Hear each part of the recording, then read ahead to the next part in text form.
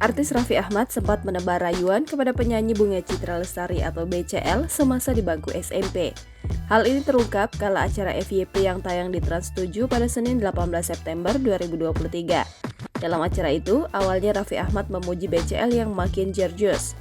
Hal ini membuat BCL sedikit GR.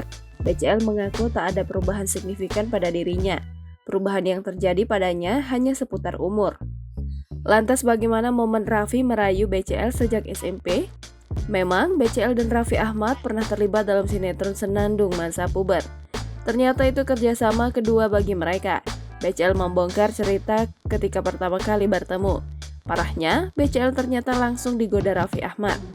Kita ketemu sudah 2 kali, pertama di iklan, kata BCL dikutip dari Banjarmasin Post. Raffi Ahmad mengatakan saat itu dirinya masih kelas 3 SMP.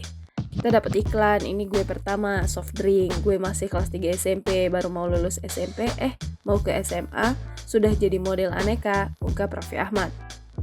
Rupanya Raffi Ahmad kala itu berusaha mendekatkan diri dengannya. Raffi Ahmad lantas bertanya BCL masih duduk di kelas berapa. Baru lulus, kata BCL. Dia, aku juga baru lulus SMP, kata BCL. Gue jawab, ya aku mah lulus SMA, tambahnya. Berondong kecil yang gayanya kayak seangkatan ini, apa sih? Ini speak gitu, dia udah ngerasa paling ganteng banget di situ, beber BCL. Hal ini langsung membuat Raffi Ahmad semakin terbahak. Ternyata perilaku Raffi Ahmad mengingatkan BCL pada Noah Sinclair anaknya. Anaknya itu kini sudah berusia 13 tahun. Dia 13 tahun, dulu kamu speakin aku umur 14 tahun ya, katanya. Awalnya aku tenang-tenang aja. Pas lihat ke Raffi, oh iya usia segitu juga ya, bisa ya, tutup BCL.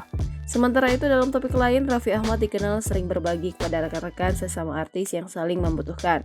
Tak jarang kepada orang biasa yang juga memang harus dibantu. Namun Raffi Ahmad menyebut dari sikapnya yang suka berbagi juga membawa konsekuensi tersendiri. Jangan lupa subscribe, share, komen, dan like ya!